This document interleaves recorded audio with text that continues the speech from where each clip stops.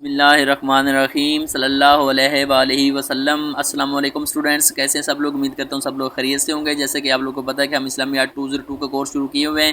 اس سلسلے میں آج ہم پڑھیں گے lecture number 7 the holy Quran and its sciences, part 5 ہے، موڈیول نمبر 1 ہے اور پارٹ اس کا 29 ہے، اور سورۃ المومنون ورسز 1 سے لے کر 11 تک اس میں بیان کی گئی ہیں۔ ان کا ترجمہ ہم دیکھ لیتے ہیں کہ اللہ تعالیٰ کیا فرماتے ہیں ان کے اندر۔ پہلی ہے جی the believer must eventually win through, کہ جو ایمان والے لوگ ہیں وہ فلاح پا جاتے ہیں، وہ کامیاب ہو جاتے ہیں۔ بے شک جو ایمان والے لوگ ہیں وہ کامیاب ہو جاتے ہیں۔ Those who humble themselves in their prayers، وہ لوگ جو اپنے آپ کو عاجزی سے جھکا لیتے ہیں نمازوں کے اندر، وہ اوائڈ vain talks، جو کہ بیہودہ باتیں نہیں کرتے۔ یہ ساری ایمان والوں کی خوبیاں بیان کی گئی جو کہ کامیاب ہو جاتے ہیں۔ ایمان والے لوگ ہی کامیاب ہوتے ہیں، اور یہ ان کی خوبیاں ہیں کہ ایمان والے لوگ کیسے ہوتے ہیں۔ who are active in deeds of charity، جو کہ فلاح و بہبود کے کاموں میں، چیریٹی میں پیش رہتے ہیں۔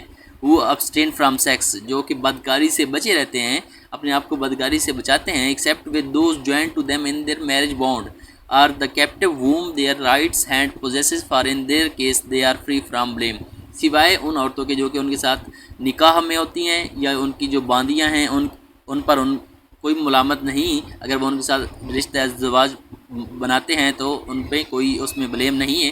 But those who Dzire exceed, لیکن وہ لوگ جو حد سے بڑھ جاتے ہیں، دوز لمٹس آر ٹرانس، وہ سرکش لوگ ہیں، اور وہ جو حد سے بڑھنے والے ہیں وہ سرکش ہیں۔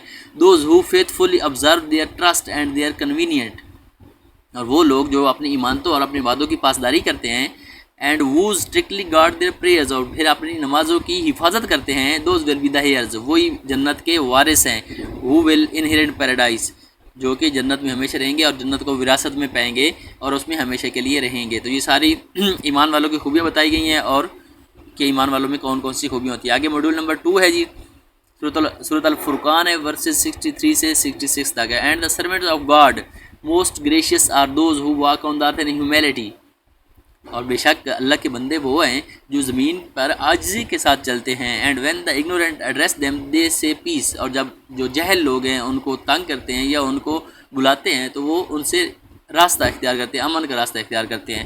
Behaviour is a reflection of human thoughts, جیسے کہ آپ کو پتہ ہے کہ جو انسان کا بیہیویئر ہوتا ہے وہ انسان کی اس سوچ کی عکاسی کرتا ہے، اور اس کی ڈگنیٹی، اس کی ہیومینٹی اور اس کے ایم لیسنس ہونے کی، یہ ساری جو چیزیں ہیں، ڈگنیٹی انسان کی ہے، ایروگنس ہے، یہ ساری آپ کے بیہیویئر سے شو ہو جاتی ہے۔ Ignorance refer to a stubborn argumentative rude person, اور اگنورینس کا مطلب جہالت ہے، اور آرگومنٹیٹیو وہ لوگ ہوتا ہے جو روڈ پرسن ہوتا ہے، اس کو آرگومنٹیٹیو کرنے والا کہتے ہیں، مباحثہ کرنے والا۔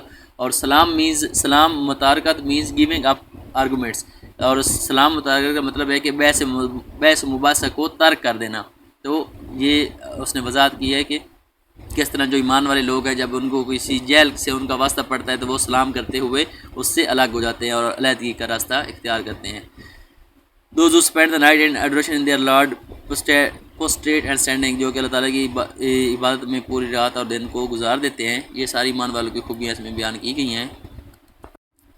آگے ہے جی، اللہ میسنجرز، آپ وسلم فرماتے ہیں کہ اللہ میسنجرز سے said when it is the last third of the night our Lord the blessed the superior descend every night to the heaven of the world and says، کہ آپ وسلم فرماتے ہیں کہ جب رات کا تیسرا پہر ہو جاتا ہے تو اللہ تعالیٰ جو ہیں وہ آسمان زمین ہے اس پہ تشریف لاتے ہیں اور فرماتے ہیں کہ is anyone who invokes، کوئی ہے جو مجھے پکارے، me demand anything from me، کوئی ہے جو مجھ سے کوئی چیز ڈیمانڈ کرے، that I may respond to، اور میں اس کی پکار کا جواب دوں۔ is there anyone who asks me for something، کوئی ہے جو مجھ سے مدد مانگے، that I may give، اور میں اس کو مدد فراہم کروں۔ is there anyone who asks my forgiveness، کوئی ہے جو مجھ سے بخشش طلب کرے، that I may forgive، اور میں اس کو معاف کر دوں۔ سبحان اللہ۔ تو یہ اس آیت سے آپ دیکھ سکتے ہیں کہ کس طرح جو رات کا تیسرا پہر ہوتا ہے وہ کتنا امپورٹنٹ ہوتا ہے مسلمانوں کے لیے۔ آگے جی، the scenes of the torment in the hell, کہ جو جہنم کے مناظر ہیں وہ کیا، کون سے قرآن مجید کے اندر کیا مناظر بیان کیے گئے جہنم کے۔ آگے ہے جی، frequent burning of bowels and skins, آنتوں اور کھالوں کا جلایا جانا، اللہ اکبر۔ فیڈنگ آن تھورن بشز، اور کانٹے دار جھاڑیوں کا کھانا دیا جانا۔ To be punished with iron hammers, ہتھوڑوں سے سزا پانا۔ Boiling water to be given to the inmates of hell, اور جو جہنم میں رہنے والے ہیں ان کو بوائلنگ واٹر ابلتا ہوا پانی دیا جانا، اس کے بعد ٹو بی فیڈ ود پس اور پیپ کا دیا جانا، ان کو پیپ پلایا جانا، to be clothe with fire اور آگ کا جو لباس دیا جانا. تو یہ سارے جہنم کے مناظر ہیں آپ جو کہ قرآن مجید کے اندر بیان کیے گئے ہیں. آگے یہ موڈیول نمبر 3 ہے. موڈیول نمبر 3 میں اسراف کا حکم ملا ہے ہمیں کہ سورۃ الفرقان ورس نمبر 67 سے 71 تک اس میں ہے.